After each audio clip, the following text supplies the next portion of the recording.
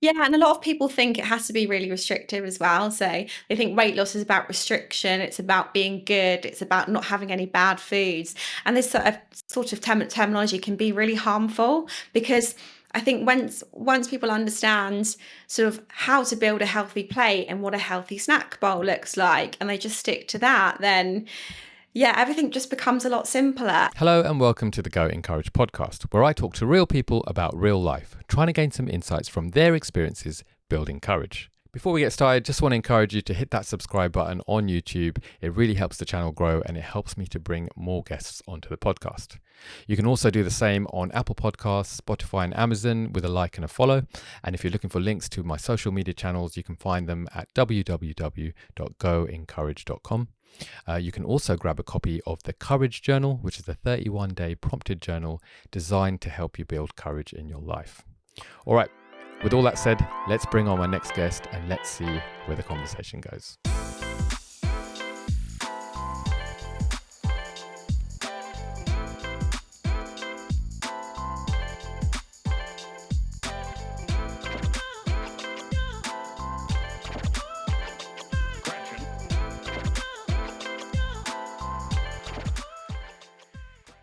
Hello, Courage Seekers. Welcome to another episode of the Go Encourage podcast. Today, I'm joined by Alison Diss, who is a functional nutritionist who specializes in weight loss and hormone health. Welcome, Alison. How are you doing? Thank you for the introduction, Rix. I'm doing very well, thank you. Excellent. Really nice to connect with you today. Let's get started. Sounds good. Right. I thought I was going to do some fun fact type questions to start with, just to have a little warm up. But before I do that, the tradition on this podcast is to ask my guest if they know what their name means. Do you know what your name means? Well, I didn't before I was asked, but I did a little Google search and I know that my name means noble and kind. So that was quite nice to find out. Nice. And does that resonate with you? Do you feel like you are those things? Yeah, I mean, I'd like people to think that I reflect those things, of course. But my mum said to me that she chose my name because there was a girl at school that was really kind to her. So yeah, I guess there is some sort of resemblance in that name. Yeah, excellent. I had a look my side as well, and it comes from Germanic and French origin. So noble, you're bang on, kind, and exalted as well was another word that was associated. So lifted up, which is quite cool. Interesting. Yeah. All right. I'm a bit of a name nerd. I think it's a word that's spoken over you more often than any other word, because people call you by your name, right? And so if it's got meaning to it, I wonder if that's something that people speak over you and somehow penetrates and, creates a little vibe in you. Yeah, absolutely. Cool. All right. So let's do some icebreaker questions. Are you ready? Yeah, ready. Let's get started. Right. This is interesting because it's usually the first one and you're a nutritionist, so super interesting. What's your favourite food, Ali? So I would have to say seafood. So my dad's half Maltese, so we go to Malta every year and I was really immersed into Mediterranean cuisine. And when we'd go out for dinner, we'd always have fresh fish. So whether it was prawns or mussels or the fresh fish of the day that was caught that morning. So I think, yeah, it's just so delicious and it's so healthy for you. I think it really comes above everything else that I like to eat. Okay. So fish is for the win, right? Excellent. Do you feel like there's oh sorry, no, I'm going to go off on a tangent. I need to stick to my questions here. All right. So what's your favorite mode of travel? How do you like to travel? So yeah, this is an interesting one because I think it depends what I'm doing, where I have to go. But if that question was posed in sort of a relaxing environment, I think travel by boat would be the nicest form because it's so relaxing. And I think once you get away from the hustle and bustle of life and you're out at sea, there's this calmness to it that just kind of really grounds you. So that would be my preferred mode of transport, but obviously that wouldn't be the day-to-day mode of transport. Unless you lived in Venice, right? Yeah, of course. I think you're the first person to say boat, so thank you for that. Cats or dogs, Ali? So this is a really hard one because I love both. So I've grown up with cats and I love how affectionate they are and they've become an extension of the family. but then again, I've done quite a lot of dog sitting recently, and Mhm. dogs are, so loving, and they fit in quite well with my routine because I'm very active and I like to go on a lot of walks, and I feel like they help me structure my day better. So Mm, yeah, it's really hard to pick one or the other. I mean, ideally, I'd have both. I'd have probably one dog and maybe a couple of cats right. Okay. eventually. Yeah. Yeah, we don't want to push you on an answer in case they're listening, right? And then one gets offended over the other. So I get that. Left or right? Weird question. Right. I think I'm right-handed and just Okay, naturally stronger in that part of my body. fair enough. Favorite season? Oh, I'd have to say summer because there's so much going on, and I love getting out there and having new experiences. And when it's hot and it's sunny more than it's dark, then you get the opportunity to do more with your time and see more people. So yeah, Mm, summer's a good season for fun and experience. yeah, cool. All right. Star sign? Sagittarius. High five. Yeah. Sagittarians here. Here we go. um, are you into that much, or is it like a fun little thing? So I don't know too much about my star sign, but what people have told me resonates with me. So Mhm. things like I'm very adventurous, and I think I'm definitely adventurous. I mean, I love trying new things. I love meeting new people. The whole kind of, yeah, being brave, I think, is an aspect of that star sign as well. So I would definitely say that I'm courageous. I kind of jump before I think in most scenarios, which is great for courage. Mm, Um, yeah, but I mean, it's just, yeah, I'd love to learn a bit more about it. But I think because I'm so busy in my day to day, it's not something I sit back and think, oh, I need to do some more mm. research on that. But I think the more I'd find out, I'd probably be more interested in it. I'll send you some Sagittarian stuff just because I know a little bit about that. Are Sounds you good. November or December? December. Yeah, December the Okay. 15th. So quite close to Christmas, which it's quite nice in a way because you get double presents in the same month, but then people aren't always available to to celebrate your Mm, birthday, which is a bit of a challenge. So usually I have to break it up into a lot of little moments. yeah, yeah. Yeah, I can resonate. I'm at late November, and when you're trying to organise a night out or whatever, everyone's like, "Oh, Christmas is coming. Busy with this, busy with that." You're like, "Arr." All right. Are you a dress up or a dress down sort of person? This was an interesting question as well because I like both. I love getting dressed up and looking good and feeling good. But then I think most of the time I'm probably dressed down because I work from Mhm. home. It's more comfortable. Mm. Uh, so I'd probably say, yeah, I'm not black or white, dress up or dress down, but it's being comfortable, sort of, Mhm. dressing in the scenario that I'm in. So yeah, a bit of both. Bit of both. I was expecting you to say marathon gear. That's what I was expecting you to say with Yeah, all I'm your pretty running and much whatnot. in running gear or workout gear quite a lot of the time. Fair. I'm sure we'll unpack that a little bit later. Are you known for being early, on time, or late? Late, yeah, I'd hate to admit that, but late. I'm always rushing around.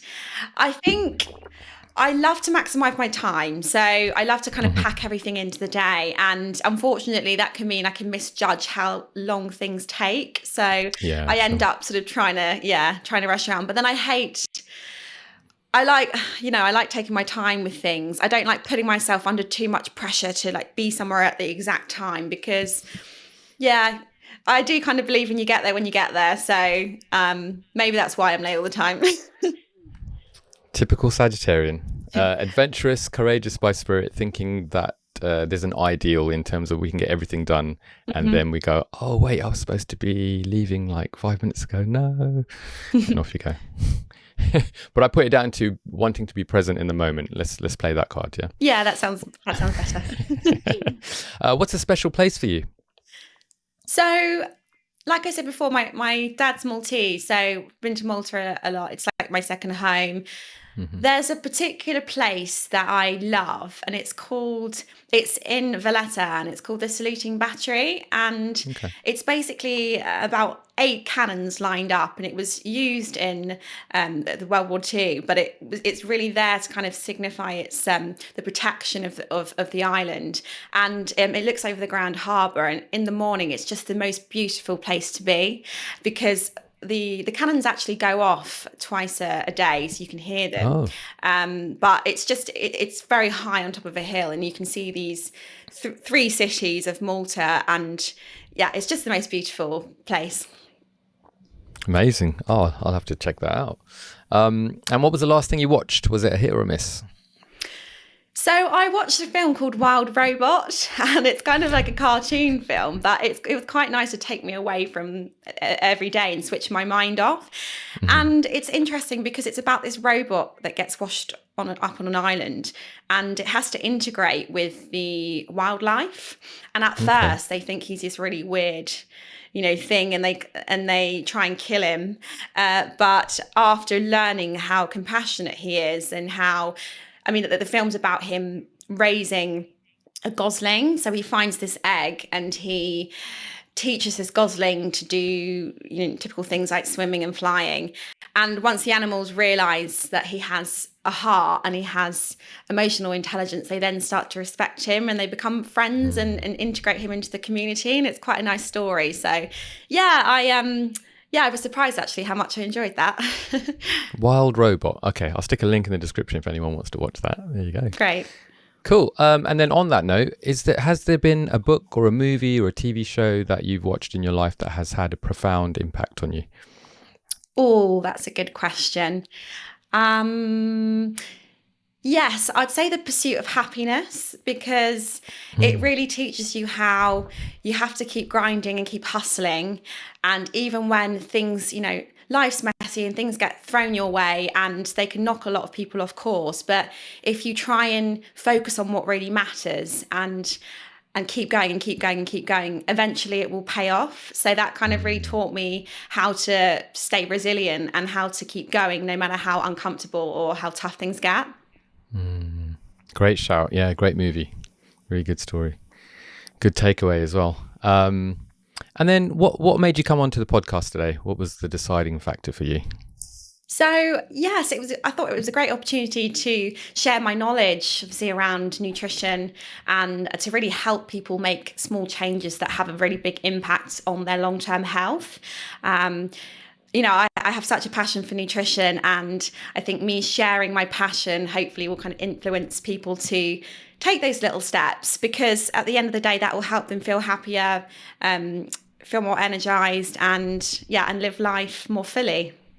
Cool. Exciting. I'm excited to unpack all of that. And have you subscribed to the Go Encourage podcast, Ali? Oh, I had it on my list of things to do, but it slipped away. So I'll definitely subscribe as soon as I finish this. Excellent. This is how I get subscribers. I get them onto the podcast and I put them on the spot, and I force them to subscribe. So just another 1 million people to go. Yes. I'm teasing you. Yeah, great. A subscription would be great. I think one of the things that I find is people watch the podcast or listen to it on Spotify and Apple, etc., but they don't subscribe. And so they'll come back, but they don't subscribe. But for me, the subscription and the way that all of these things are set up, helps build a platform, and then me reach out to more interesting guests. So yeah, if you're listening, subscribe. I think people don't realise why it's so important to subscribe to something, and how it will help them and everybody else in the long run. So yeah, it's good to make people aware of the value of that. Totally. And it's free. It's free. All right. So thanks for doing a little bit of fun fact stuff there. I thought we could look into your origins and your journey. So could you possibly share a little bit about your upbringing, where you grew up, what your family dynamics and things like that? You talked a little bit there about your dad being half Maltese. Yeah, sure. So, well, I grew up in Ashford, Middlesex, in Middlesex, and we moved to Shepperton when I was about 12. So I'm one of 3 girls. So I've got an older sister and a younger sister. And yeah, we've always been, a loving family. My sisters and my parents are very kind. I think one probably significant thing, they always took us away at quite a young age. So I had that experience of culture and sort of different cuisines and, different nationalities from quite a young age. So I guess that it broadened how I thought of the world, and sort of the kind of attraction towards always doing new, like participating in new experiences, and which eventually helps you to have a richer life. So that was quite ingrained at a young age. And like I said, we went to Malta quite a bit, so that's probably had quite an impact on my life moving forward. And out of curiosity, what's the culture like in comparison to the UK in Malta? Yeah, it's an interesting one because it's such a small country. It's so they speak Maltese, and they speak English as well. But the Maltese language, it's a mixture of Arabic, French, and Italian. So it's very different to any other language you probably would have heard. But because it's such a small island, it's very safe. Everyone's really friendly. Everyone goes out of their way for you and is really kind for each other.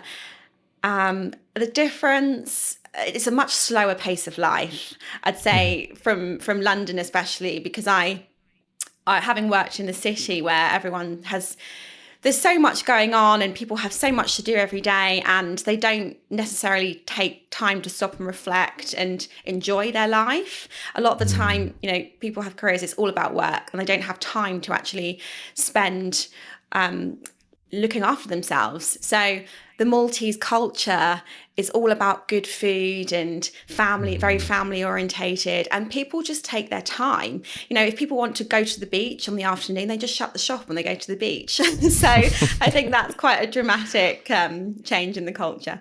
Yeah. Okay. That Mediterranean lifestyle. Yeah. Cool. All right. And then did you have like a goal when you were younger, ambition? Was there something that you wanted to be if you think back to being that 12-year-old? Yeah, I mean, it's hard to go back that far, but I was told that I wanted to be a vet as one of the first careers that I had.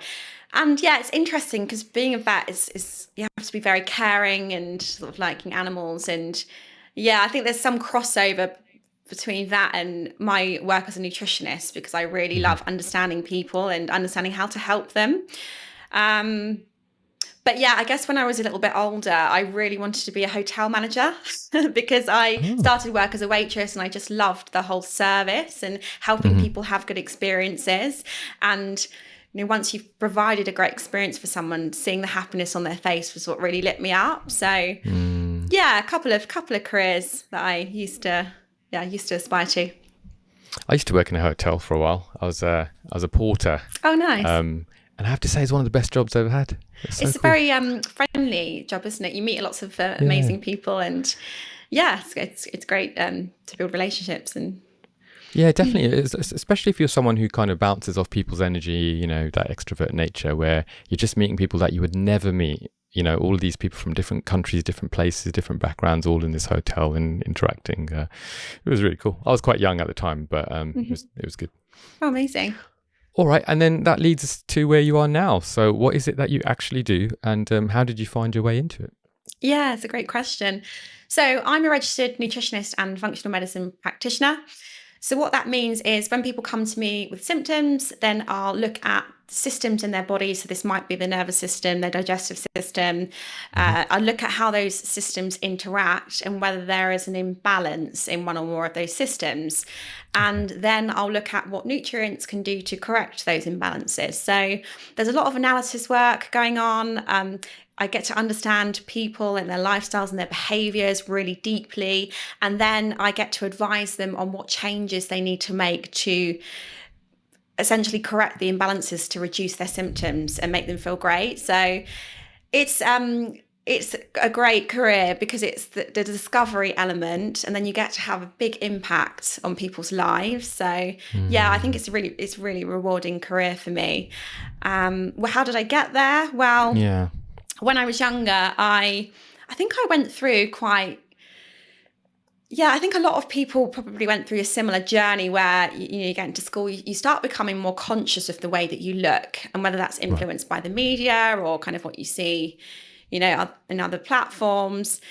So I started, I guess I wasn't happy with the way that I looked somehow. I don't know whether the media was the sole influence from that, but during school, I suffered from a number of symptoms. I felt my mood swings change quite rapidly. I broke out quite a lot in spots, and I couldn't figure out how to get rid of them, and no matter what I tried.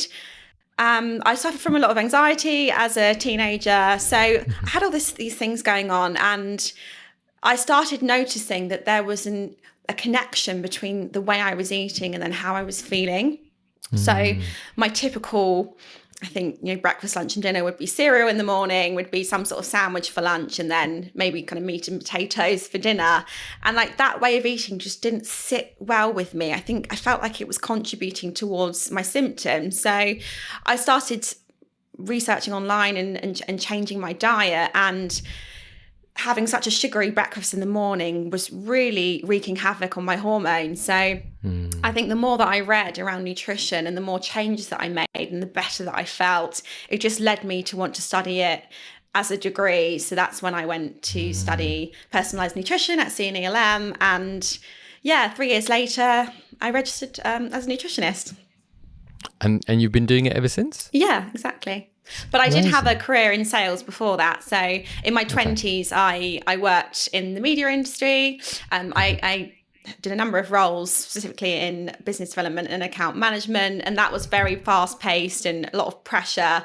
And those sort of symptoms that I mentioned before got worse because I had the added element of stress. So once I understood how stress contributes to ill health, that was a big area of research that I did around sort of how nutrition can support stress management as well. So I teach that now to companies on wellness days and talks as well.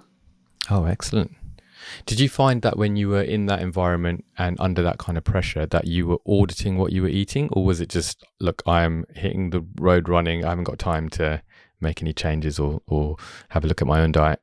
So I think with the kind of restrictive behaviours that I had when I was younger, I was restricting what I was eating, but I was learning along the way. So I think obviously stress hormones can impact things like cravings, the quantity of food that you're eating, and also your appetite in terms of not eating for a long period of time, because it can blunt that appetite craving. So it's it's a difficult one. I think you have less control over the way you're eating because you're so stressed all of the time. But then I guess, my own tendencies, I did still place the restrictions. It wasn't until probably that I started studying nutrition that my whole anxieties around food completely went away. So interesting. And when you talk about restrictions, is that you actively saying, I'm not going to eat these types of food? Or is that you saying, I'm just not going to eat food because I'm focused on other stuff and that, it would might be, irritate me? Certain types of food. So I think I'd fall into a lot of, the information that you see online in terms of it. Don't eat carbohydrates, and bread's really bad for you, and too much sugar. Eating high protein. I fell into all of those sort of traps around, what you should be eating, which is just a very closed-minded view of what nutrition is. And but I think it taught me my own journey in terms of understanding my body and how it functions, because once I understood more about blood sugar regulation, for example, and I understood how, eating balanced meals and snacks helped to keep my blood sugar stable, and then that affects my energy, and how focusing only on protein means that I wasn't eating enough fibre. It kind of helped me to understand, how my body was functioning, how my energy fluctuated depending on what I ate, and how I felt and how my digestive system felt as well. Okay, really interesting. I'm thinking about myself in the way that, so when I was in my teens, IBS was kind of like a new, well, at least it felt like a new thing back then. I don't know if it's been around for a lot longer, showing my age there. But so for me, I was like, I'm struggling with IBS. I can't eat these kinds of foods. But then I would just not eat food if I didn't have to, Mm-hmm. because then you the symptoms that come up, uncomfortableness, bloatedness, all It this can kind of be stuff. incredibly painful and really disrupt what you're doing every day. I mean, say you had to go to an important meeting and your stomach feels like a balloon. I mean, that's going to Exactly. really impact how that meeting goes. So yeah, it's really important.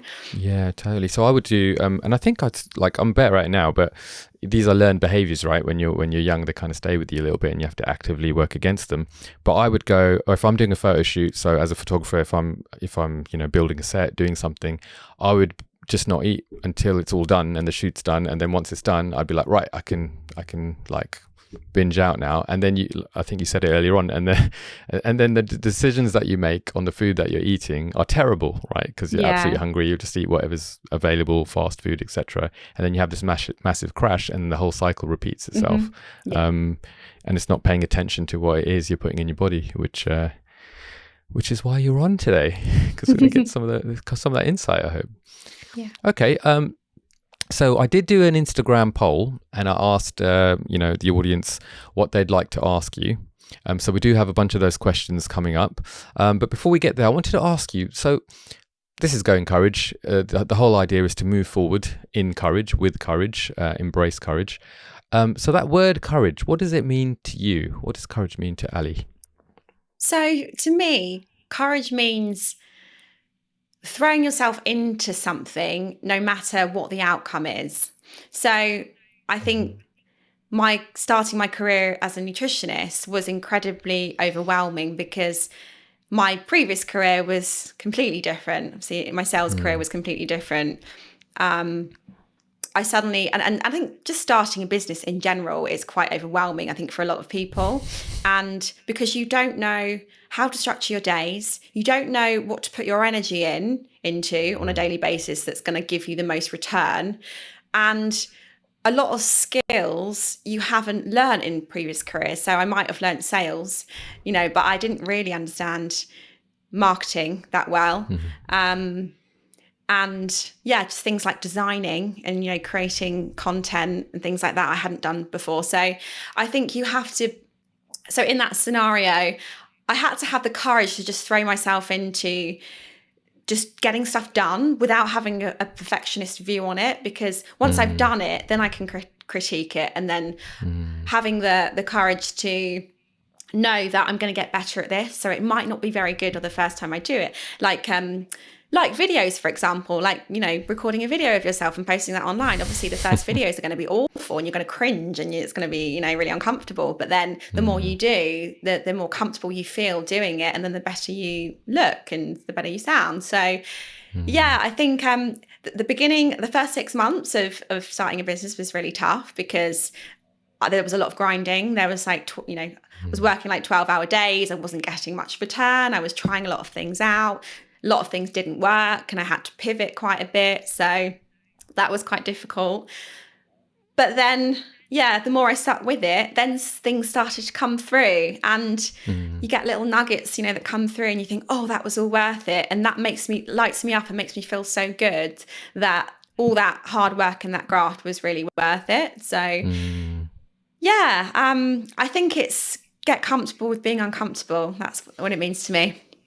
Yeah, and we hear that phrase said a lot, and it's easy to hear, isn't it? But actually doing it and being in the moment, that's where the real courage is. That's where you have to step into your, discomfort and go, I'm still going to make decisions that I know are aligned with my vision, despite what's coming at me.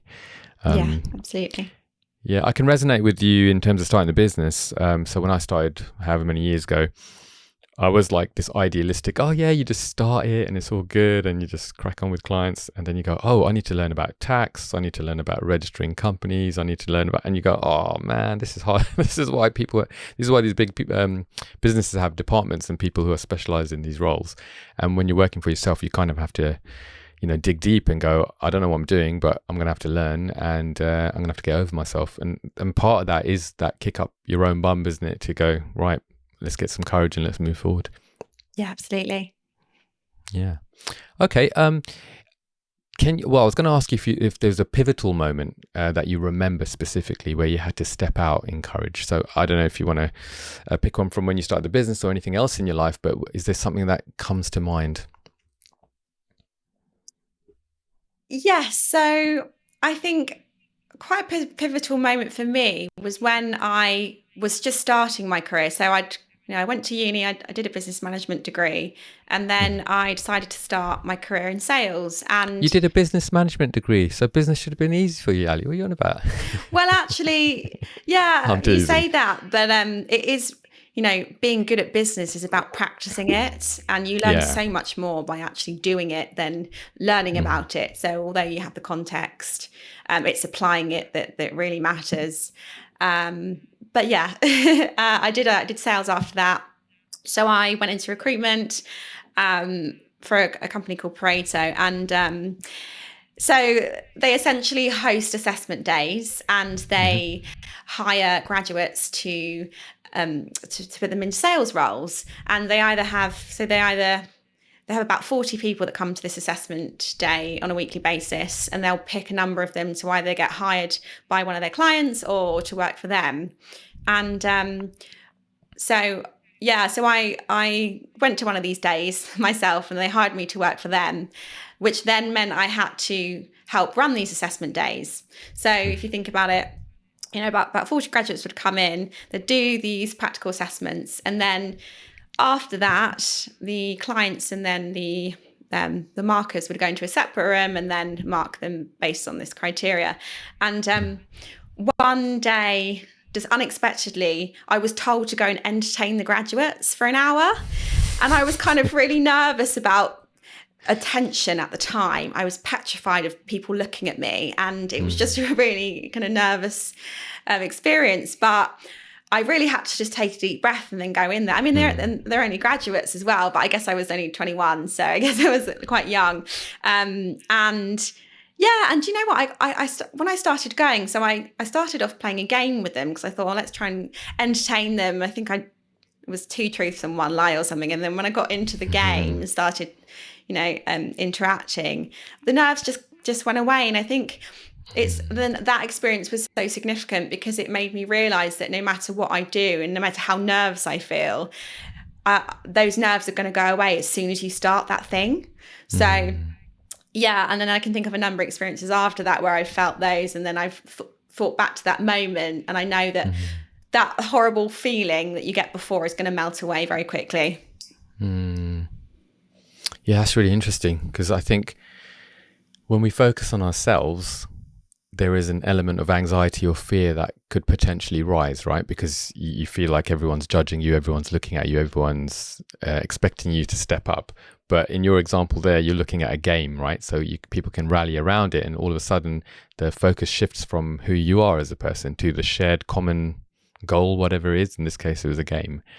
So maybe there's something in that when people are, if people are listening today and they're worried about how they might be coming across, maybe the idea is to figure out what your vision is for whatever project you're running or whatever it is that you're trying to do, and trying to align around that and take your eyes off yourself. Absolutely, yeah. Yeah, and I think because I did a lot of cold calling in my sales career as well, and the anxiety before that person answers is really high. But then when you focus on what value can you bring to that person, the focus switches from you as a person to the value, and then you forget about all that anxiety. Yeah. I have to admit, like, even with this podcast, like, we're a fair few episodes in, and I find it quite easy just to reach out to people, have a chat, see if they're interested in jumping on the podcast, and then having a conversation with people. Whereas if I'm focused on myself, and I'll be like fully transparent, I don't like looking at myself on a video. I feel super cringy half the time when I see my face on a reel or whatever. And if I think back to that first call, a bit like yourself there with the cold call, it's like, oh my gosh, like my anxiety levels are rising. And I did have dramatic anxiety when I was younger, chronic panic attacks and all sorts of stuff. So I really worked through that. So when I see a little bit of it pop up, there's this little, oh, what's happening right now? But then I really believe in going courage. I really believe in what I'm building. And then when that becomes the focus, your eyes just shift off yourself, and you're able to, like you said, find out if this would bring value to people, and if it would, why not get over yourself and get on the journey. So yeah, totally in agreement there. Great. Cool. All right, well, let's talk nutrition. Sounds good. Let's go. So what role does nutrition play in our mental health? I'm going to throw some stuff in here, you can unpack it. So mental health, energy, and emotional well-being. So nutrition plays an absolutely huge role in mental health, energy, and emotional well-being. So I'll start with mental health. I think what people don't realise is that mental health is very physical, and if you are constantly thinking negatively, it's because there's a chemical imbalance in the brain. And why nutrition is important is because nutrition, the right foods eaten consistently over a period of time, can help correct those chemical imbalances. So they're essentially the fuel towards feeling good. So, and from my own experiences, I've really appreciated how nutrition supports me on a daily basis. And when I go through stressful times in my life where my eating habits might not be consistent, there might be periods of time where I kind of, don't eat how I typically eat. I really notice the difference in how I feel. So for me, it is lifestyle factors as well, right? So ensuring that you look after yourself and you manage your stress well and you eat well, all those things together obviously impact how you feel on a daily basis. But for me, if one of those things slips off balance, I'll notice a difference in my mood straight away. So yeah, it's really interesting when you get into the types of food that have a big difference. And again, it's very complicated because there's lots of hormones that can come into play, and obviously how you eat and when you eat obviously affect your hormones, which then can affect your neurotransmitters and how you feel.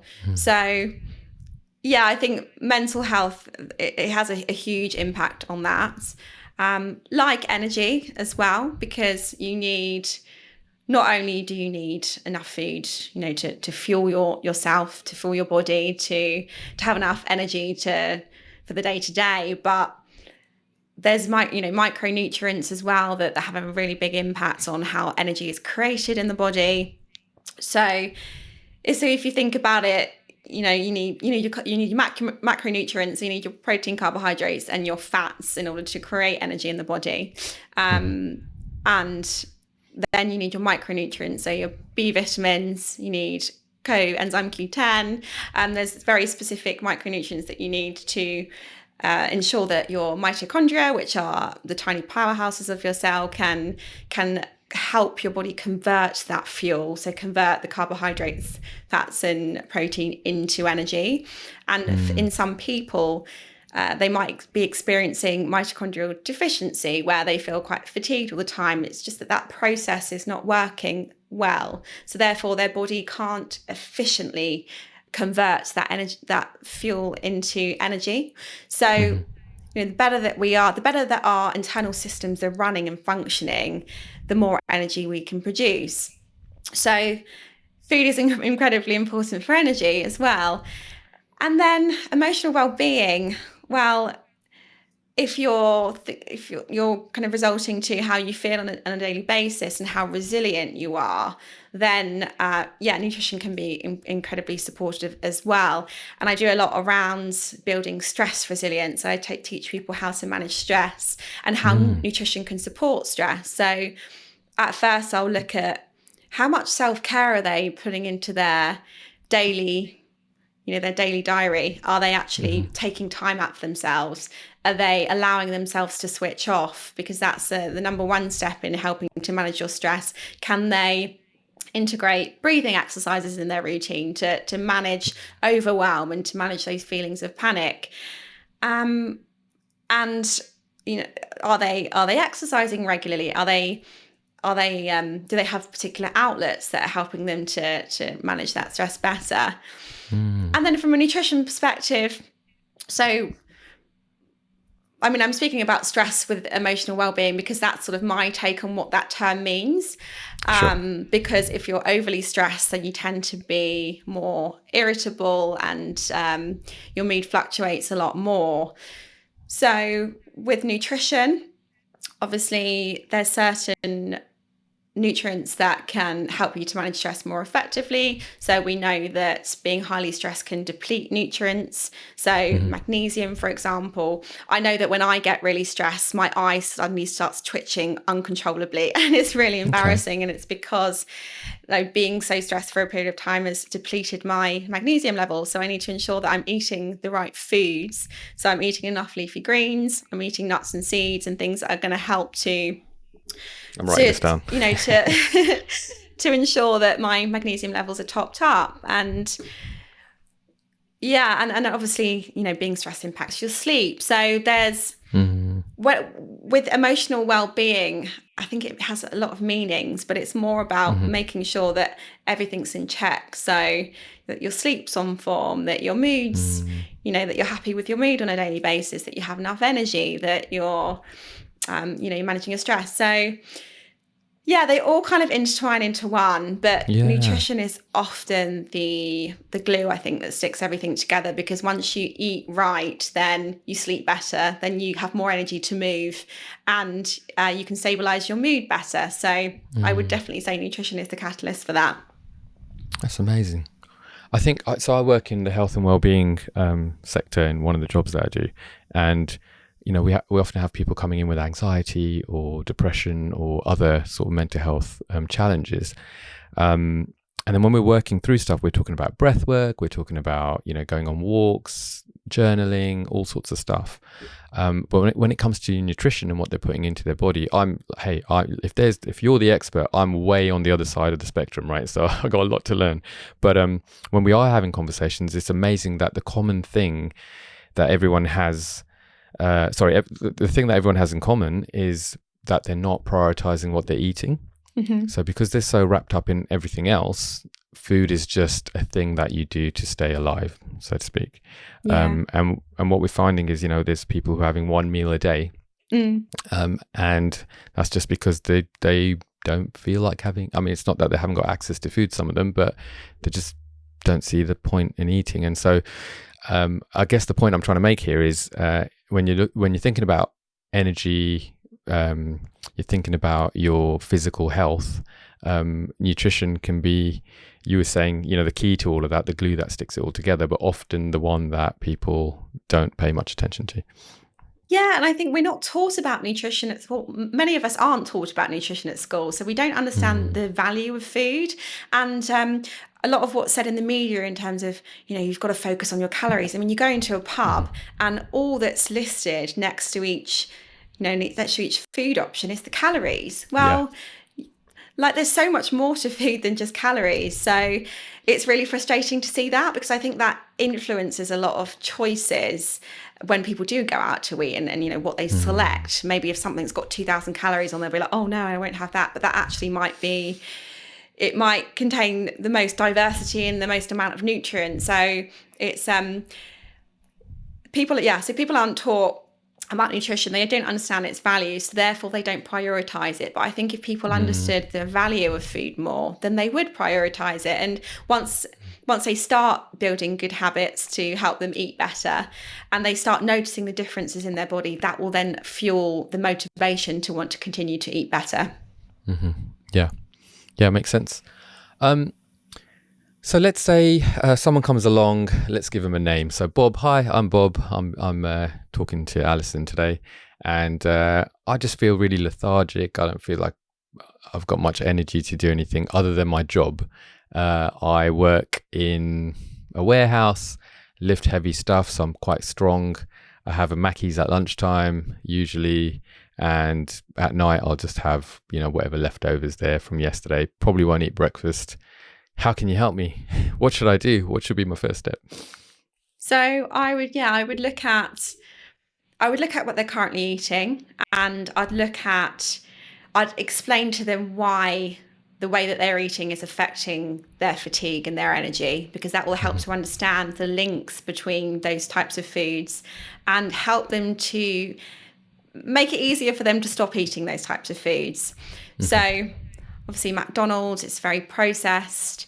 It contains a lot of saturated fat, which Yeah, which is going to lead to low energy and fatigue. Whereas eating, more diversity, having lean proteins, eating nuts and seeds, having complex carbohydrates, having healthy fats like avocado, can really contribute to how the body converts fuel into energy. So I would explain that process and how important these nutrients are to fuel how the body creates energy.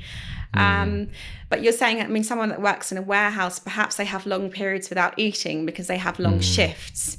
So I would explain about blood sugar regulation and how not eating for long periods of time is likely to make blood sugar drop to below normal levels, which is then going to spark cravings and cravings for more highly processed foods like the McDonald's or like highly sugar foods. So I think once people understand that cycle, that blood sugar roller coaster, some people might call it, then they can start integrating healthier habits into their lifestyle. But for me, I don't like to overwhelm people with too much change because people don't respond well to too much change. So for me, it might be to tell him to bring some nuts with him to work so that when he feels hungry, he can snack on some nuts, and then he's eating more regularly, because blood sugar can be managed better if you're eating every 3 to 4 hours. So perhaps that could be one task I would implement and see how he gets on with that. And then if he does that successfully, then introduce another task, a small tweak to his diet that's going to help to make him feel better. So it is really it's not about quick fixes, because a lot of time people have habits that have ingrained into their lifestyle for 10, 20 years, and people have a lot of personal beliefs about food that are really difficult to switch. So I really believe in the power of small change and helping to educate people on why they should be making those decisions around food and why it's going to be beneficial for their body, because what works for one person isn't necessarily going to work for another. So it's really about understanding people's habits, their lifestyles, and then putting those small changes in place.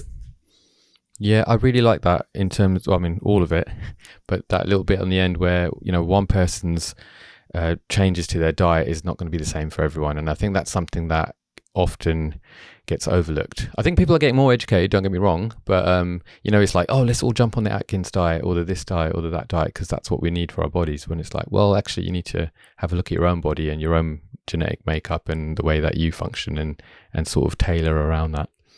Yeah, absolutely. Yeah, which is why we need people like you. I want to be a bit fair with the balance. So that was Bob's story. Let's use maybe Karen. Karen jumps along and she's like, look, I'm really be very typical here. I'm very concerned about how I look and my weight, and I don't want to be overweight. I want to fit into the right, outfits that I like. Also, all my friends are thin and pretty, etc., and I'm really struggling. So when we go out for meals, I try not to order stuff. I don't know what I'm doing, that kind of thing. How would you maybe tackle some of that self-image and link that to nutrition in a healthy way? Yes, it's an interesting one. I think, well, first of all, if their main goal is weight loss, I'll have a look, I'll analyse, their symptoms, I'll analyse their diet and find out what's causing inability to lose weight, understand certain things that they've tried in the past, what's worked, what hasn't, and then really build up a picture of sort of a protocol to follow that's going to help them to, get to the weight loss goal that they desire to be at.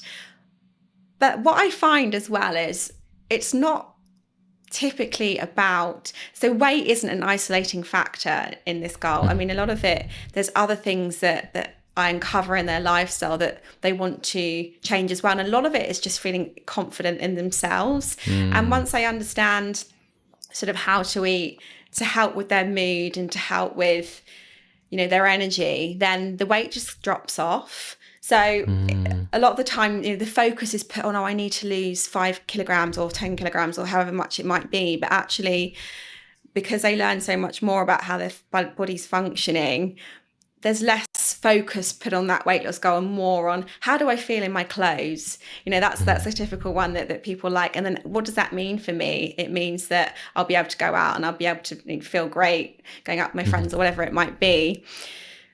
But yes, I think people, everybody's different, like we mentioned before. And, some people might struggle with cravings. Some people might be working a lot, and, it might be more about kind of blood sugar. It might be about hormones. So everyone's different in the way I would approach that goal. So it is really about understanding more about how their body's functioning. Okay, that makes sense. And it's something that you specialize in as well, isn't it? The weight loss journey and understanding sort of the hormonal imbalances. Yeah, exactly. I mean, everyone has different eating habits as well, but and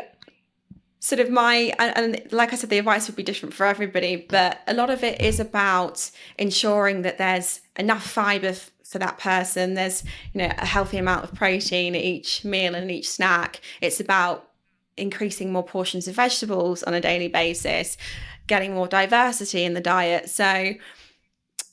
But people have different tastes, they have different preferences. So for me, it's really about what are they currently eating and how can I make it more nutritious?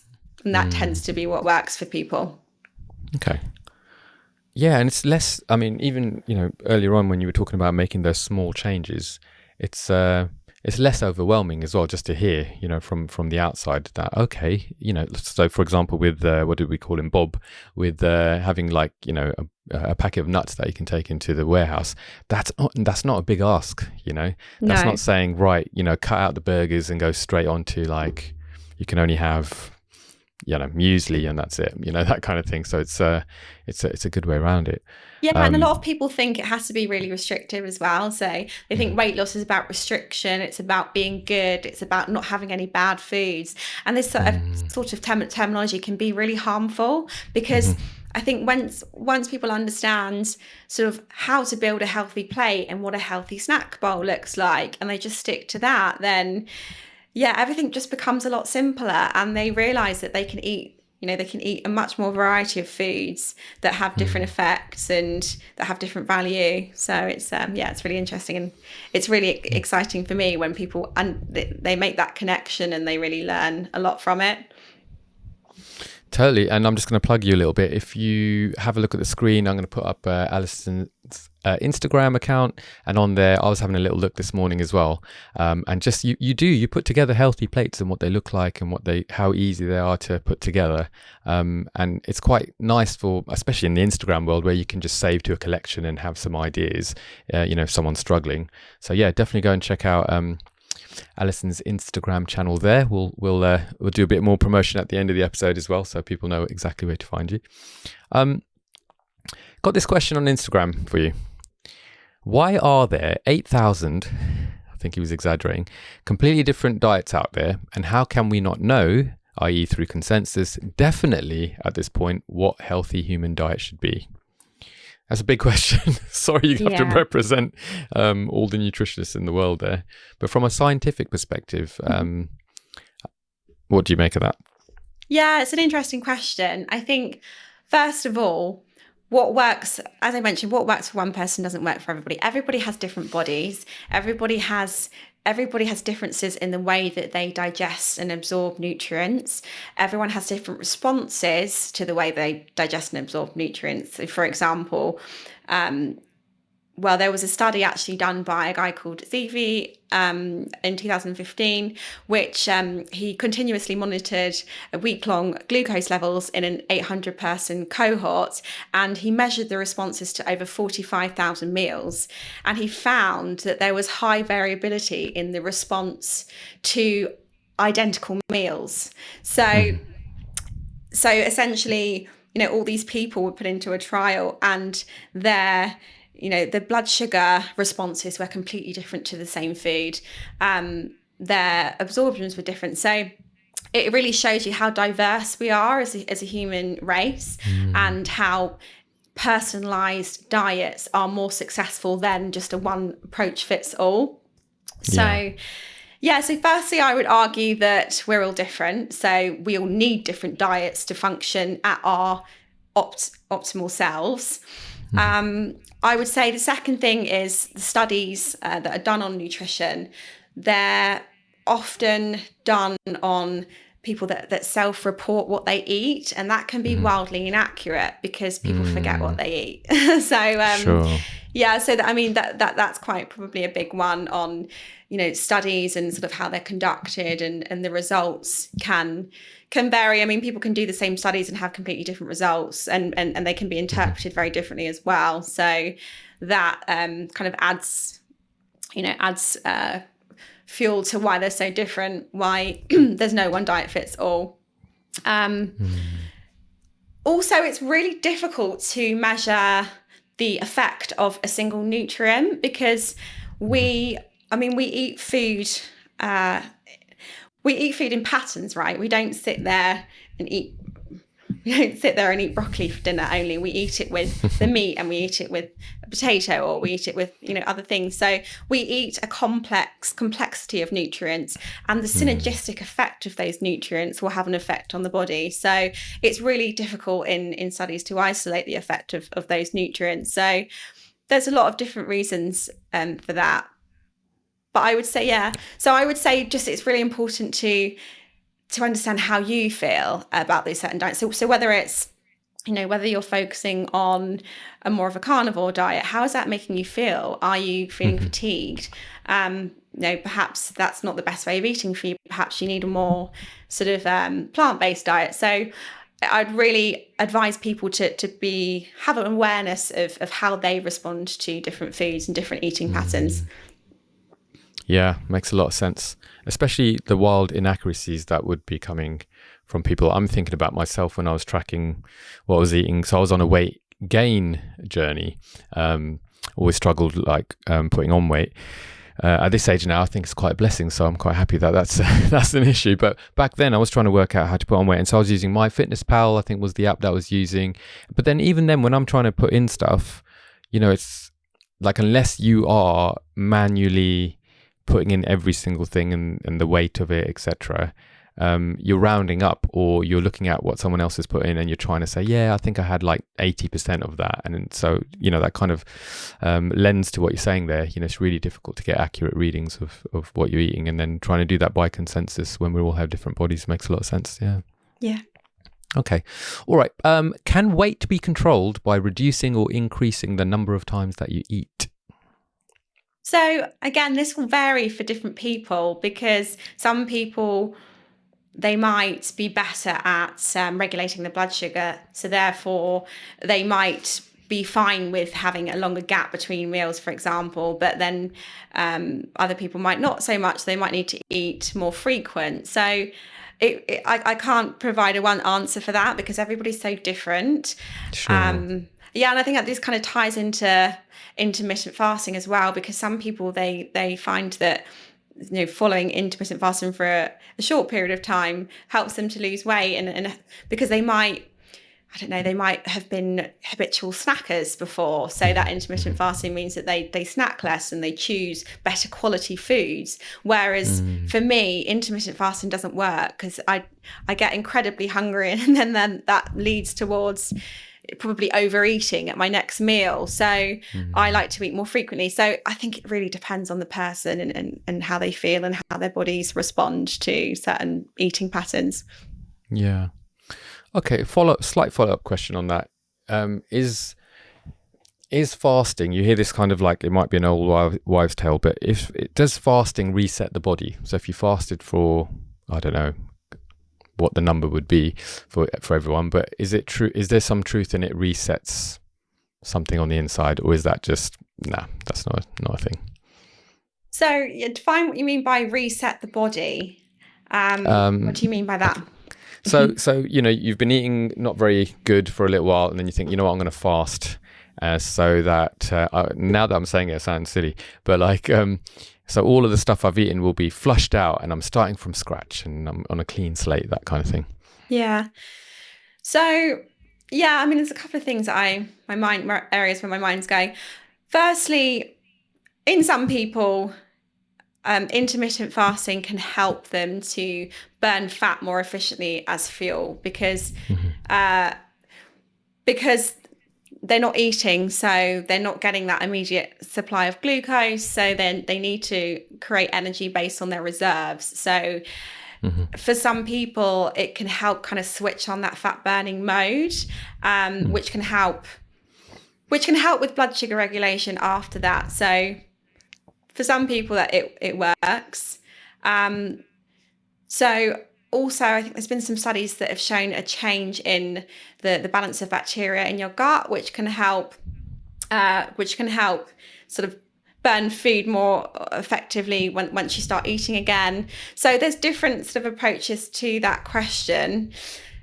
I wouldn't say reset the body. I would say always seek advice from a trained professional before you do anything like that, because it would benefit you to have a better understanding of how your body functions and how it responds to that sort of thing. So under the advice of a professional, it could help certain people have more energy, or to increase the efficiency of how their body works. Okay. All right. And then next question from the Instagram poll: what are good strategies for balancing hormones through diet choices? So I appreciate, this might have to be generalistically approached, but yeah, are there some good strategies for balancing those? Yeah, so obviously the body has over 50 hormones, which I think a lot of people don't realise. So it depends what hormones that you're referring to. But let's say insulin, for example. So we know that a high carbohydrate diet with low protein, with low fibre, can over time may lead towards insulin resistance, because you're pumping the body with a lot of glucose. Over time, that can make the receptors, the glucose receptors, lose their functionality, and then that might lead to insulin resistance and then later weight gain. So I'd say from that, obviously always eating balanced meals and snacks. By that I mean your source of protein, enough fibre, and a portion of complex carbs with your meals. Complex carbs, things like sweet potatoes, like whole grains, and things like that. And with your snacks as well, because eating fruit, for example, that can cause a blood sugar response, and a high blood sugar response in some people. So having fruit with nuts or with yogurt can help stabilise that. So if you are someone that finds it difficult to regulate your blood sugar, perhaps you suffer from cravings, perhaps you feel tired after big meals, these are certain symptoms that can signal that that might be less effective.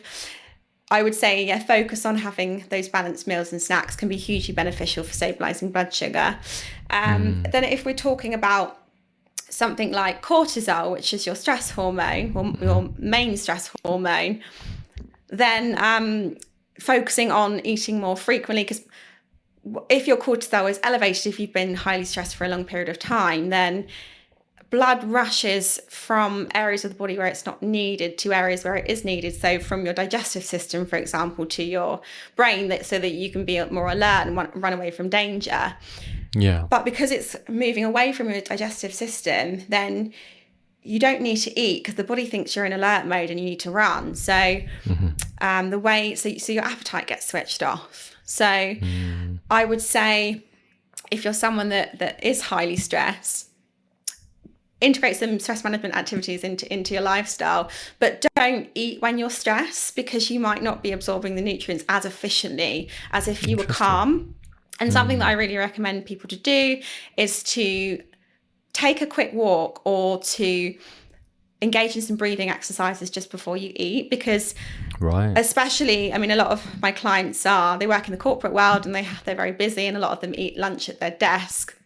And eating lunch at your desk where you're distracted and you're trying to finish writing emails, then you're not actually focusing on what you're eating. So eating food should be done in a quiet place where you're really engaged with each mouthful. And what people tend to find is that they eat a lot slower when they switch, when they go into a room and they're away from their desk and they're not in work mode, and their energy is more regulated, and they're absorbing nutrients better. So there's a lot you can do to balance hormones through food as well as lifestyle. but it is really understanding about what's contributing towards those hormone imbalances in the first place and how you can minimize those. Yeah, brilliant.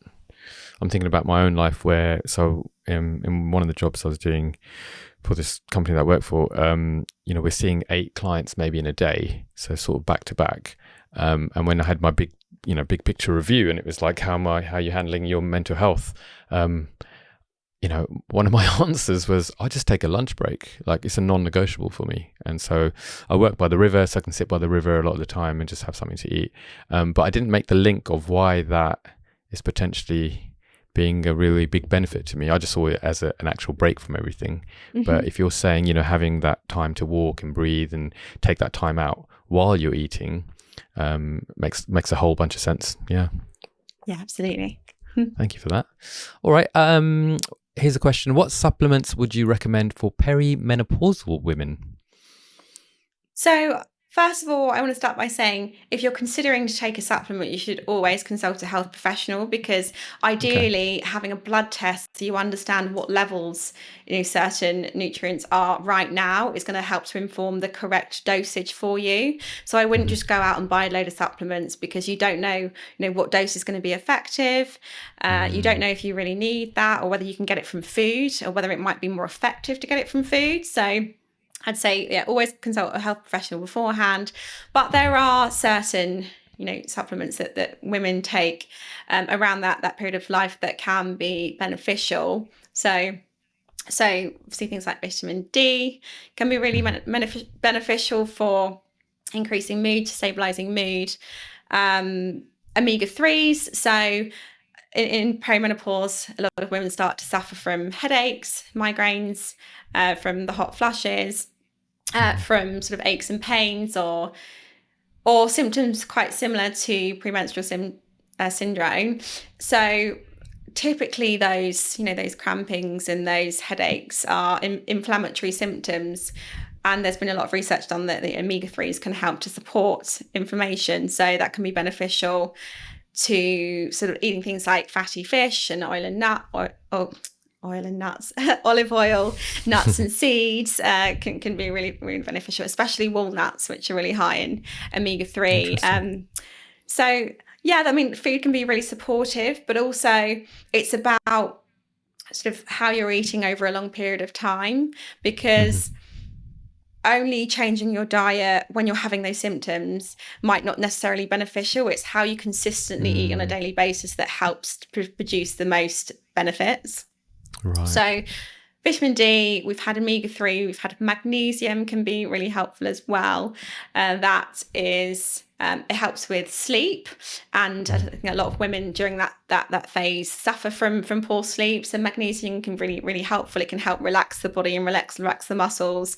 If you're getting a good night's sleep, that then has a ripple positive effect on the other symptoms as well. And calcium. So we can get calcium from the diet. So it's not only in dairy products, but we can get it from dark green leafy vegetables. So adding a few more of those to your diet can be really easy as well. I mean, a handful of rocket on a salad, or a handful of spinach adding to your dinner can be a really easy way of increasing, calcium to your diet as well. So yeah, I think those are the main four that I would recommend. Excellent. Thank you for that. And then funnily enough, balancing it out, I got this from a guy. What foods help with increasing testosterone levels for men, and can men measure these levels? Yeah, so testosterone can be measured through a blood test. So you can measure your total testosterone and your free testosterone. So with the free form, you can see, how testosterone is being used, and then how much is available in the blood, in the body. But so I would say with testosterone, sort of eating enough lean proteins can be really, really beneficial, because that can support muscle mass, which can maintain the level of testosterone. testosterone is actually made from cholesterol. So ensuring that you have healthy fats like avocados and nuts and seeds can support the production of testosterone. So that's obviously a key point to mention. And having enough zinc. So things like eating oysters, having lean beef and chickpeas is really important as well. Yeah, super interesting. I didn't know that testosterone can be produced from cholesterol there. Yeah. Yeah, I mean, cholesterol is the main producer of hormones, and people don't realize that it's seen in such negative light. But actually you need a good balance of both, your HDL and your LDL cholesterol. It's just having the right balance is really important to support your circulatory system. Okay, and for those of people, including myself, who don't know what HDL and LDL are, high density lipoprotein and low density lipoprotein. So high density lipoprotein helps carry cholesterol away from the heart, and then low density lipoprotein helps carry cholesterol to the heart. So we don't want too much LDL because it can lead towards clogging of the artery. So having the right balance in that is really important. Okay, thank you for that. And then the last question I got on Instagram was, what foods are good for your sex life? So performance, health, clarity, feeling good and confident within yourself. Are there particular foods that lend well to that? Yeah, it's a great question. I think, testosterone is the hormone that creates libido. So I think I'd focus on ensuring that you had foods like I mentioned, zinc, healthy fats, vitamin D's, and enough protein to sort of support the creation of testosterone and maintaining healthy levels. But also I think your sex life comes from feeling good, and it goes back to how you eat on a daily basis over a consistent period of time, because if you're eating well and you're feeling good, you're managing your stress levels, that all contributes towards how you feel, I guess, in the bedroom. So yeah. Thank you. Appreciate that. And then a question from me: for people who feel overwhelmed and ashamed about their eating habits, what's one compassionate, courageous first step that they could take? Yeah, so this is an interesting one. So for people that feel ashamed about their eating habits, I think planning your meals is really important on a daily basis. So planning what you're going to be having for your breakfast, your lunches and your dinners on a Sunday typically, because I think once you get into the practice of understanding what you're eating, you look forward to it, and then the more cooking that you do on a weekly basis, and you're experiencing the smells and the flavors, and you're increasing your desire towards eating a variety and healthier foods, and the more planned you are, then the better you will eat naturally. So start by just on a Sunday writing down, maybe it's just your dinners that you focus on to start with. What am I having for dinner Monday to Friday, and how am I going to go about eating those types of foods? Because I think a lot of people make unhealthy choices because they're short of time. So that can be a really key step in increasing their decisions around food. Yeah, that makes a lot of sense. I guess it's the same with, I was talking to someone who might be a future guest, and she's, I can't remember what her title is, but she helps people dress and express their personality in the way that they make wardrobe choices. And again, the same sort of principle of, like, on a Sunday evening, think forward to the week, think what it is that's coming up, which is similar to what you're saying, and then make a meal plan. And in that case, it was like a wardrobe plan for the rest of the week, just so that you're not stressed in the moment and trying to, should I do this? Should I do that? And then end up going, I'll just get takeaway. And then that happens more often than not. And then you're on a negative cycle, aren't you? Yeah, absolutely. Yeah. Okay. Right. Well, on the subject of habits, so we're talking about eating habits there. Do you have a particular habit around your eating? Do you have I'm going to make a meal plan for the week, or these are the kinds of things that I'm going to introduce this week because I'm feeling low on XYZ? Sorry, I'm getting really specific, but the question is, do you have a habit that you try and stick to around meal planning? Yeah, I try and think ahead about what I'd like to eat the next week, I try and make it as simple to make as possible because I don't often have a lot of time. So I'll like to batch cook maybe 2 or 3 things, and then I know what I've got in the fridge and what I need and what I can eat moving forward. But also, yeah, I like to just make sure I've got enough ingredients so I can throw something together because I mean, a typical sort of throw together dinner for me would be salmon with sort of like, those packets of quinoa or black beans can be really good to put together with maybe some broccoli and maybe another type of vegetable. So for me, it's all about balance. But I do like to change what I'm eating on a weekly basis because I enjoy food and I enjoy different flavors and I don't like it to be too habitual. But yeah, so I typically do a big shop on a Sunday, and then I might not have time on the Sunday to make it all because I like to enjoy my weekend as well. But in the week, maybe a couple of times I'll dedicate a couple of hours to making something, and then ensuring that I have enough healthy food available. Nice. I had salmon and green beans yesterday, so there you go. Very healthy. But yeah, it was so healthy and super tasty as well. That's the other thing, isn't it? Like food in itself, doesn't need to be overcooked, overspiced, and all the rest of it. Appreciate everyone has different taste levels, but there's so many. And I'm not a foodie, I have to admit. I like eating food, but I don't know enough about it. I've got like a cousin who's, he's going down the chefing world, so he'll get into like really big conversations around, these need to be cooked in a certain way, etc., etc. But I think the point I'm trying to make here is it doesn't have to be complicated. A few, a little bit of greens, your salmon, maybe some complex carbohydrates, like you were saying earlier on, some seeds and some nuts, and you're winning, aren't you? Yeah, I made a really good Brazilian beef stew the other night, and it's so easy to make. It's just, your onions, your garlic, your minced beef, your spices, some tomato paste, some chopped tomatoes from a tin, and I put some harissa in there, I think, and then I just let it simmer, and it was so easy to make, and it was so delicious. And I think I balanced it out with I put some lentils with it, and then I put some herbs and a bit of yogurt on, and just that, that balance of flavors was really delicious and really simple. Yeah, brilliant.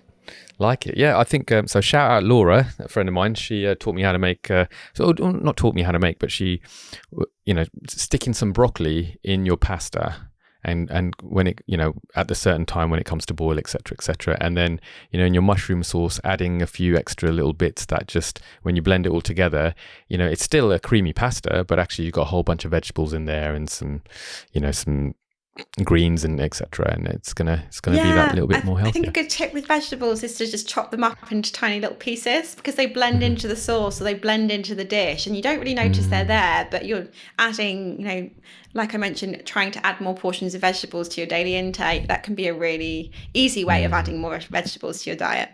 Yeah, definitely. And a little bit of mind over matter as well. Like I love vegetables. I'm a big meat eater. Don't get me wrong, but like I love vegetables. And so when I was younger, I was like, oh, veg. And I've actually got. Sorry, I'm going to say this about my brother-in-law, but trying to get some salad on his plate is a real mission. So I don't know if it's the Welshness in him, but sorry, Welsh people. But I will sometimes when he's not looking, I'll chuck salad. I'll literally chuck salad in his plate, and he's like, "Oh," I'm like, "You got to eat it now." Eat it. But I think once you start to train yourself into eating certain things, your body starts to crave it, doesn't it? It starts to want to eat that. It really does. A taste for it. Yeah, I think like I mentioned before about maybe having periods, maybe a week, where I haven't eaten the typical things I like to eat. And for me, that's yogurt and berries and nuts, things. If I don't have those sort of things, then I just don't feel energized. I just don't feel like myself. So it really has a big impact on how you feel. Okay. Yeah, great. Thank you so much for the insight around nutrition. Moving slightly away from that, do you have any routines, any mindset practices, rituals that help you stay sort of grounded and courageous in your day-to-day life?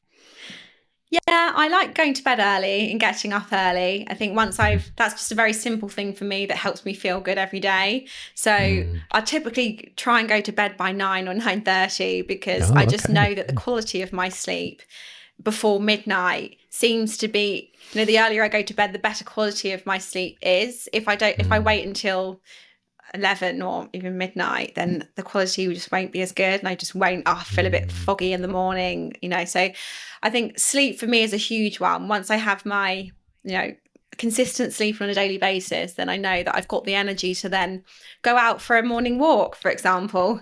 Getting out in daylight has been really beneficial for my mood. So typically I'd go for a morning walk before I start start my day. I don't know how that kind of mishmash there before I start my day, because it allows me to switch my mind off and to be creative at that time in the morning. I mean, for me, it's specifically a good time to think of social media posts, because I can kind of go off. I can just let my mind wander freely, and that tends to be when I get the best ideas. So that's quite a good practice for me.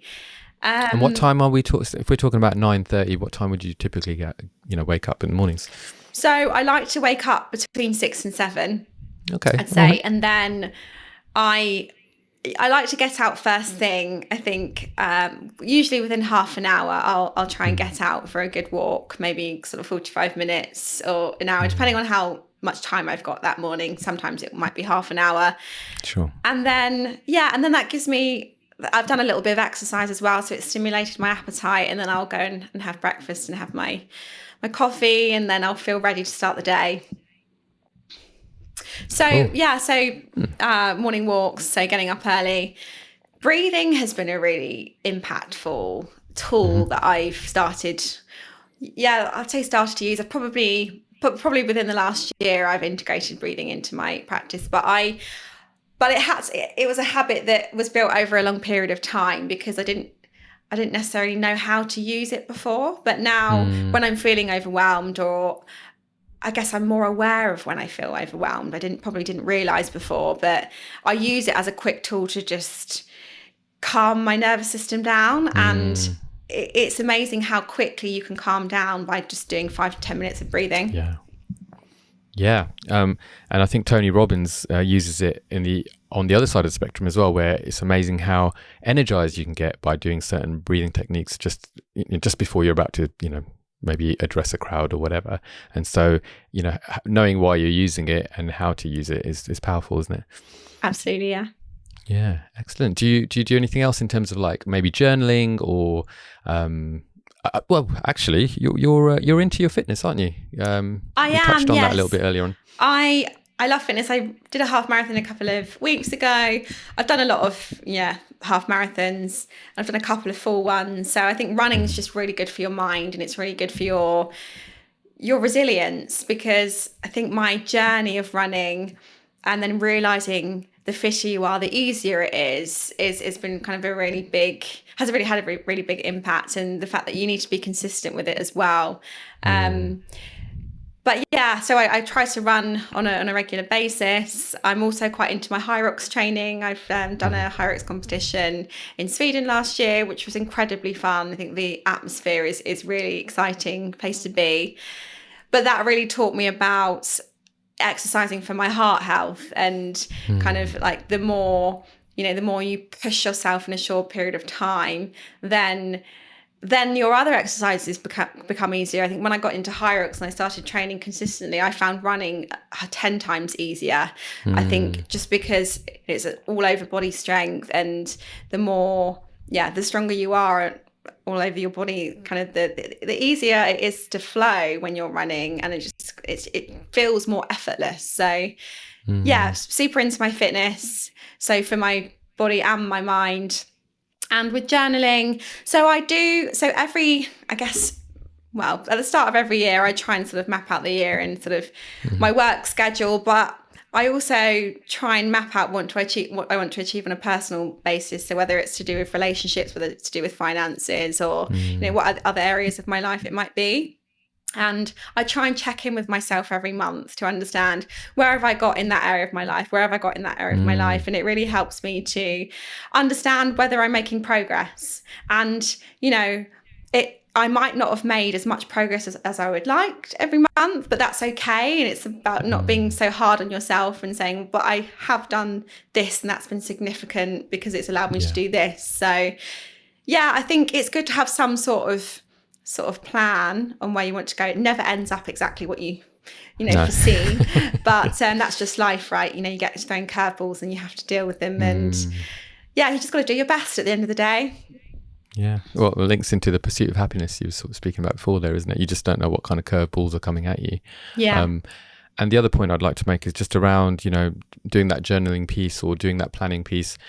It's about being authentic and taking stock of, what is actually happening. So you might have had this goal and we might be trained to then do a review and go, yeah, I kind of did do that goal. But then if you're honest with yourself and go, no, I didn't. And that's okay. It's just, Yeah. we don't have to take it personally. We can just go, okay, I didn't get to that. Why didn't I get to that? And that's all right. Or maybe I want to, try and double my efforts the next time or whatever it is. Or even just drop the goal because it's not appropriate anymore. And I think those kinds of things are really important to then be true to who you are and where you're going. Yeah, absolutely. Yeah. Excellent. I know when we went for a coffee, we kind of touched on this subject, and I wonder if I could just quickly throw it at you right here now at the end. Are you spiritual? Do you believe that there is more than, the material world?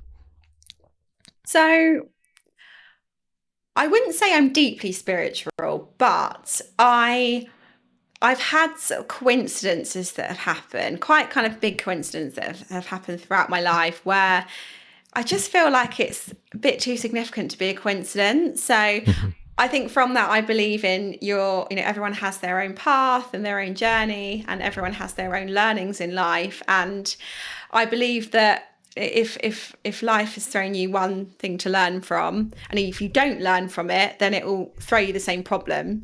So I've had that a couple of times in my life where I thought, oh, well, that makes sense because I probably should have learned from that then, but you don't always get it right the first time, and that's okay. But yeah, it's quite nice believing that you have a path, because that at the end it's always going to be, it was always meant to be. It was always meant to be how you ended up. And and then I kind of believe that everything happens for a reason. So even if the worst is happening and you feel so horrendous, then it is going to get better, and it's just a lesson that you have to learn. So I believe in that. Whether that comes under spirituality, I think part of it does, but that's how that would be my take on it. Yeah. And to stay on brand with courage, I think it's the courage to get to the end, or to keep going, keep moving, keep going in whichever direction you fork off into. That's the piece that keeps us going. When we're in despair or potentially depressed about something or have no hope, you stay stagnant then most of the time, or you regress. Whereas courage for me seems to be the key ingredient that helps us to keep moving and to take action and to, get out of our comfort zones. Yeah, nicely done. Yeah. Excellent. All right. So if you could leave people who are listening to this podcast today with one thing to reflect on, what would it be? Yeah, I would say that if you want to make change in your life, start small. And I have mentioned this before, but I think there's so much power in starting small, because often people have black and white approaches and an all or nothing mindset, and they want to change everything at once, and that approach just doesn't work. So it is about looking at, so if you're, if you want to have goals around your diet and lifestyle, looking at them and thinking, what little thing can I do each day that's going to make a positive difference? Because it is often the little things that make the most difference. So yeah, don't be too hard on yourself. Don't take on too much at once, and just slowly integrate small positive habits into your lifestyle. Excellent. Well put. And a great place to start, because it's not overwhelming, is it? Exactly. Great. Excellent. So where can people connect with you? Where can people work with you? Tap into some of your services. I know you're quite local to me, but what does that mean for people? Are you online as well, or is it kind of just a local community that you serve? Yeah, so I offer one-to-one consultation. So I have either a 3-month or a 6-month program, and you can book a free 30-minute consultation with me via my website, which is www.alisondissnutrition.com. And during that 30-minute discussion, I'll really dig deep into what are your goals and how nutrition can help. And then just find out, if we're the right fit for each other, and sort of what type of program would suit your needs the most. You can have a look at my Instagram profile, so at Alison Diss Nutrition, and there's lots of helpful nutrition tips and recipes and reels and videos on there. So I really wanted it to be an educational platform where people can learn and integrate those small habits into their lifestyles. You can also find me on Facebook, so the same handle at Alison Diss Nutrition. I'm also on LinkedIn, so I post quite frequently on LinkedIn as well. Same handle, Alison Diss Nutrition. I think that's all. I think that's all where you can find me at the moment. Okay. So if you're listening to this podcast on Apple or Spotify or Amazon, if you want to just quickly jump over to YouTube and have a look in the description there, I'll make sure all of those links that you've mentioned there are easy for people to just click on and get hold of you, which is great. Can people reach out to you on Instagram following this conversation if they had something specific in mind that they wanted to ask you a question about? Yes, please do. Yeah, please send me a DM and I'll get back to you for sure. Excellent. Alison, thank you so much for agreeing to come onto the podcast today. I think you've brought so much information, and I'm definitely very thankful and grateful for what you had to bring to the table today. So thank you. Oh, thank you, Rix. It's been a pleasure. I really enjoyed it. Thanks a lot. Excellent. I'm hoping that maybe we can touch base again next year and do a little follow-up and see where you're at. And if anyone has reached out to you from this platform to work with you, it'd be really cool. Sounds good. Looking forward to it. Excellent. All right. So wherever you're at, whatever you're facing, if it's a nutritional goal that you're after, get in touch with Ali. Links in the description, like I said before. And whatever obstacle you're trying to push up against, our message to you today is take it one step at a time, small changes, and to keep moving forward and to go in courage. I'll see you on the next one. Hey, really hope you enjoyed that episode. And I hope there was something there that you can take away and reflect on. If you'd like to continue the conversation, you can do so publicly on YouTube via the comments, or if you prefer to be more private, you can DM me on Instagram, and the handle is @goencourage. You can also find links to everywhere that I'm on the website, which is www.goencourage.com, where you can find a copy of the Courage Journal. You can find links to Instagram, TikTok, all the places, and you can have a look at the Go Encourage blog, which is in development at the moment as well. All right, whatever you're doing, whatever you're facing, my encouragement to you is to keep moving forward and to go encourage. I'll see you on the next episode.